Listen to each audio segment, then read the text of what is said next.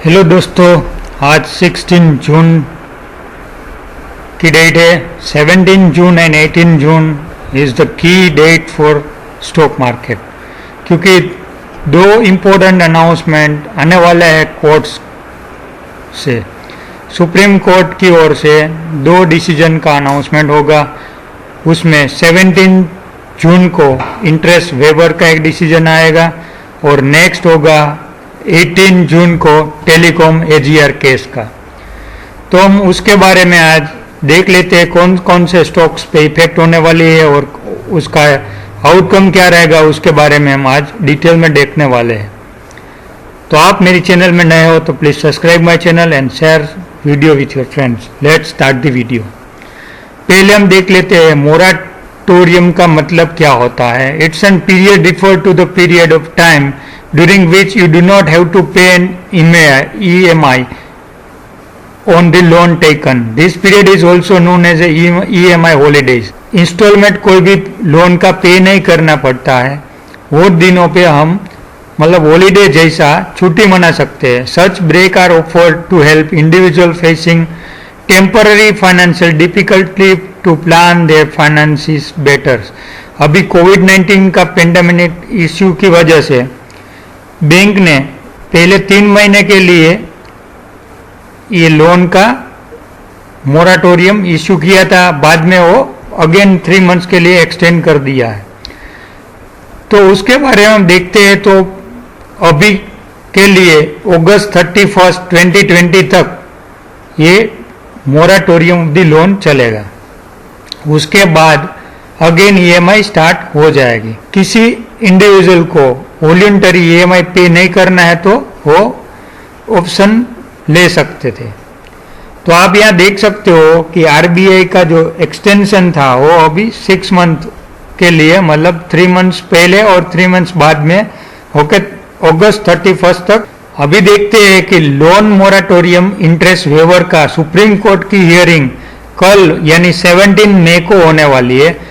उसके बारे में हम देखते हैं। तो ये डिसीजन है कि ये जो 6 महीने का जो अमाउंट है, जो प्रिंसिपल है, जो ईएमआई हमने पे नहीं किए है, उसका जो इंटरेस्ट बन रहा है वो पे करना है कि नहीं, उसके बारे में भी समझो 6 महीने के लिए हमने कोई भी ईएमआई पे नहीं किया है तो 6 महीने का जो हमारा ईएमआई है उसका इंटरेस्ट हमको पे करना है कि नहीं, उसके बारे में ये पूरा का पूरा केस है। RBI has estimated a loss of almost 2 lakh crore rupees जो कोर्ट डिसीजन बैंक के फेवर में यानी इंटरेस्ट वेवर कर देता है इंडिविजुअल लोन सीकर को, तो 2 लाख करोड़ रुपीस का नुकसान बैंक को सहना पड़ेगा। This would translate nearly 15% of the bank net worth in the financial year 2019। तो आप यहाँ देख सकते हो एक बड़ा अमाउंट दिखने को मिल रहा है। हम उसके डिटेल में देखते हैं। तो highest exposure in the bank, तो पहला आता है डीसीबी बैंक का। उसका जो डिसीजन इंटरेस्ट वेवर हो जाएगा तो डीसीबी बैंक में 111% प्री प्रोविजन ऑपरेटिंग प्रॉफिट की जो है वो हिट हो जाएगी, यानी कंपनी पूरा का पूरा लॉस सहना पड़ेगा। एक इसमें होता क्या है कि समझो बैंक ने 10,000 रुपया आरबीआई से बोरो किया है एट द रेट ऑफ 6% और बैंक ने 10,000 लोन पे दिया है 10% के लिए, तो बीच का जो गैप है 4% का, यानी bank 400 rupees per year interest earn करती है। तो इस हिसाब से हम काउंट करते हैं कि 6 महीने का उसका जो 200 रुपीज का प्रॉफिट था वो अभी चला जाएगा। उसके अगेंस्ट बैंक को 6% जो रेट ऑफ इंटरेस्ट है वो आरबीआई को देना ही देना है, या तो जो एफडी से पैसा लिया है उसको देना ही देना है। तो हम काउंट करते हैं 10,000 का 6% तो 600 रुपीज, यानी हाफ ईयर का वो आ रहा है 300। तो बैंक को अभी 200 प्लस 300 यानी 500 रुपीज का लॉस आ रहा है। तो बैंक का पूरा साल का प्रॉफिट था 400 का और उसका लॉस आ रहा है 500 का, क्योंकि उसको 6% से एफडी को इंटरेस्ट पे करना ही करना है, या तो आरबीआई से लिया है तो आरबीआई को 6% पे करना ही करना है। उसके सामने जो 9% पे लोन दिया है उसका इंस्टॉलमेंट तो नहीं आ रहा है, उसका इंस्टॉलमेंट का जो इंटरेस्ट हो रहा है उसके बारे में भी अभी जो सुप्रीम कोर्ट है वो वेवर करने की सोच में है। तो आने वाले टाइम में यानी कल को पता चल जाएगा कि ऐसी जो बैंक है जिसका हो सकता है 110% लॉस आ सकता है, क्योंकि उसका अर्निंग पूरा साल का 400 हो रहा है और 500 का लॉस ऑलरेडी 6 महीने में आ गया है। तो इसी तरह बंधन बैंक एंड फेडरल बैंक में भी 2 वर्ष हिट प्राइवेट लेंडर बन सकता है, क्योंकि 68% बंधन बैंक का प्रॉफिट चला जाएगा और 56% फेडरल बैंक का चला जाएगा। Same way Equitas small finance bank and Ujjivan small finance bank moratorium book stood at 93% and 90%, क्योंकि ये इंडिविजुअल लोन होती है और स्मॉल अमाउंट की लोन होती है। तो ये लोन में दोनों की हाईएस्ट बुक रन हो रही है, इक्विटास एंड उज्जीवन दोनों की। तो यहाँ आप देख सकते हो 93% एंड 90%, वाइल बंधन bank 71% of the total loan portfolio है। तो यहाँ आप देख सकते हो कि अगर कल डिसीजन लोन सीकर की साइड में आया तो ये बैंक में लोअर सर्किट 100% लगने का चांस है, और डिसीजन बैंक की ओर आया, समझो लोन देना पड़ेगा, इंटरेस्ट लोन का इंटरेस्ट देना पड़ेगा, तो ये बैंक में एक बड़ी ऐसा तेजी दिखने को मिल सकती है। ICICI Bandhan and HDFC bank are the top lender that might report a small profit in this period. और इंडस बैंक है या तो कर्नाटका बैंक है या छोटी मोटी जो भी बैंक प्राइवेट बैंक है वो सबको थोड़ा बहुत लॉस बियर करना ही पड़ेगा। 50% अराउंड सबका लॉस होगा, क्योंकि एक तरह उसका जो रेट ऑफ इंटरेस्ट है वो रुक गया है, दूसरी तरफ उसका जो रेट ऑफ पेमेंट है वो तो पे करना ही करना है।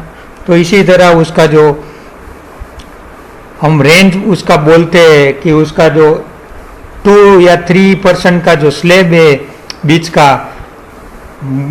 लेंडिंग और बोरोविंग का दोनों का जो गैप रहता है उसका गैप उसका पूरा लॉस बन जाएगा। और ये आने वाले 1 या 2 ईयर के लिए बैंकों के लिए बहुत कपड़ा पीरियड हो सकता है।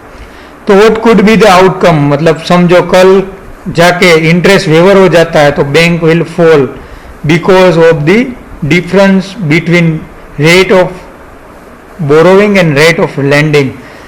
एफडी का रेट अभी 6% चल रहा है, समझो बंधन बैंक है उसका एफडी है XYZ अमाउंट का, समझो 10,000 का एफडी उसने किया है तो पर ईयर उसको 600 रुपया एज ए इंटरेस्ट उसको पे करना ही करना है।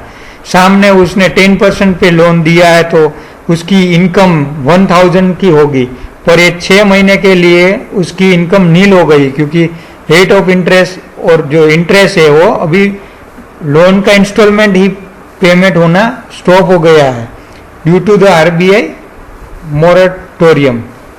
तो उसकी वजह से बैंक को 6 महीने का 300 एफडी इंटरेस्ट प्लस उसकी जो 1000 की इनकम थी इंटरेस्ट की वो 500, कुल मिला के 800 का अभी लॉस हो रहा है। तो bank will definitely fall if no, समझो कोर्ट का डिसीजन बैंक के फेवर में आ रहा है तो as a retail investor, as a retail loan seeker मेरे को क्या करना पड़ेगा, मेरा जो इंस्टॉलमेंट है वो इंक्रीज हो जाएगा, या तो मेरा जो टर्म लोन है टर्म ऑफ द लोन वो रिवाइज हो जाएगी, उसका इंस्टॉलमेंट इंक्रीज होके 1 साल या तो 8 या 10 इंस्टॉलमेंट मेरा इंक्रीज हो जाएगा। 18 जून यानी थर्सडे को एक और डिसीजन आने वाला है, उसमें supreme court totally permissible demand by the department of telecom department ने PSU banking sector PSU sector undertaking से 4 लाख करोड़ की एडजस्टेड ग्रॉस रेवेन्यू की डिमांड की गई है। वो डिमांड अभी सुप्रीम कोर्ट ने नकार दी गई है। तो most of the PSU hold the licence which are different from the telecom service bills that we are raise come up with 4.28 lakh crore. उसमें से PSU में ऑयल इंडिया का ड्यू बन रहा है 48,500 करोड़ का, पावर ग्रिड का 22,000 करोड़ का है और गेल का है 1.72 लाख करोड़। यानी जो telecom of department of the telecom है उसका स्पेक्ट्रम की वजह से 4.28 लाख करोड़ का डिमांड अभी बन रहा है, PSU डिमांड कर रहा है। वो सुप्रीम कोर्ट ने टोटली इम्परमिसिबल बोल दिया है और आने वाले टाइम में supreme court observe the demand against PSU must be withdrawn. ऐसी कोई डिमांड अभी टेलीकॉम ऑफ डिपार्टमेंट नहीं कर सकता है, ठीक है। तो अभी मेन केस जो AGR ड्यूज का है उसमें 2 इश्यू आ रहा है। Number 1, what is the time with in which they are going to pay, उसका पेमेंट का टाइम क्या रहेगा और पेमेंट करने का पहले जो गारंटी चाहिए, आप समझो लोन या तो कोई भी प्रोडक्ट परचेज करते हो तो उसके सामने गारंटी रखनी पड़ती है। तो सेम वे टेलीकॉम कंपनीज को भी कोर्ट ने गारंटी के लिए बोला है कि आप ये अमाउंट XYZ अमाउंट समझो वोडाफोन है या तो भारती है वो पे कर देंगे, उसके लिए आपकी कोई ना कोई गारंटी चाहिए कि आप इतने टाइम में पूरा पेमेंट कर देंगे। तो ये 2 इश्यूज के बारे में थर्सडे को 18 जून को डिस्कशन होगी और आगे की सुनवाई होगी। तो अभी उसके लिए वोडाफोन और आइडिया, भारती एयरटेल ने क्या आंसर दिया है। Vodafone Idea tells the supreme court that base reinsurance is the licence, spectrum can not be cancel if you do not pay. Spectrum can be cancel मतलब ये लोगों जो payment नहीं करता है तो उसका लाइसेंस चला जाएगा। Total balance amount of the 50,000 crore, we do not have the money to issue bank guarantee of the 50,000 crore. Idea Vodafone से 50,000 crore department of the telecom की ड्यूज बन रही है AGR केस के मामले में। तो अभी वोडाफोन ने साफ साफ मना कर दिया है, वो बोल रहे हैं कि हम पेमेंट नहीं करते हैं तो हमारा लाइसेंस कैंसिल हो जाएगा। इसलिए हम बोल रहे हैं कि आने वाले टाइम में 10 या 20 साल का उसने पीरियड मांगा है, वो टाइम पे हम धीरे धीरे करके उसका ड्यू पे कर देंगे। और Bharti Airtel tells the supreme court that we have already paid 18,000 crore, that is 70% of the 25,600 crore received by the department of telecom from all companies.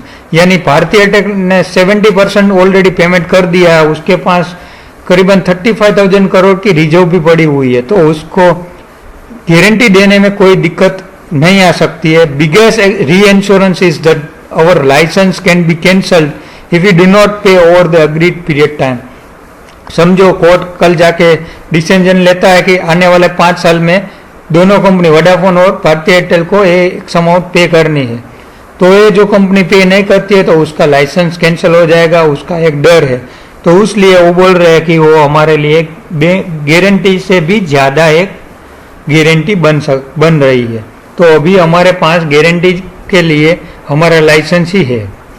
Supreme court observe that the nobody has seen the next 20 years, क्योंकि Vodafone ने 20 years की demand की गई है, while उसका जो renewal of the licence है वो 10 ईयर्स का ही है। तो beyond 10 years court can not give the extension और द एग्जामिनेशन, ठीक है, can not allow the extension based on the gentleman's promise. How can 20 years be said to be reasonable.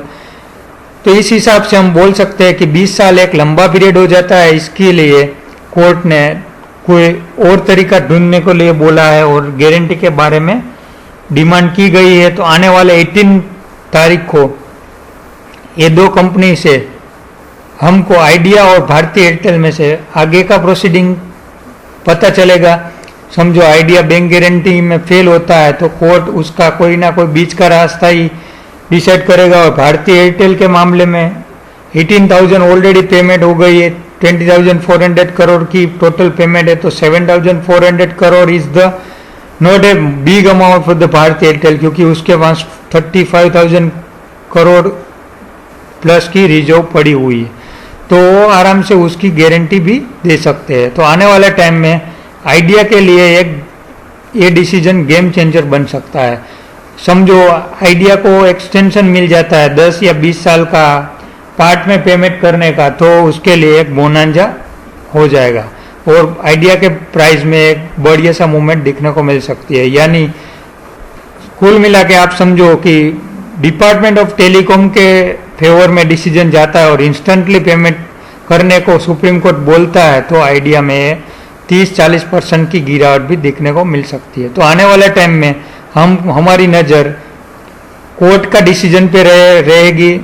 Court का वर्डिक्ट क्या आ रहा है, उसका डिसीजन क्या आ रहा है, उसका बीच का रास्ता क्या आ रहा है, उसके बारे में हम आने वाले टाइम में देखेंगे। अभी 17-18 जो 2 तारीख है वो कोर्ट हियरिंग होने वाली है इंटरेस्ट वेवर और एजीआर केस के बारे में।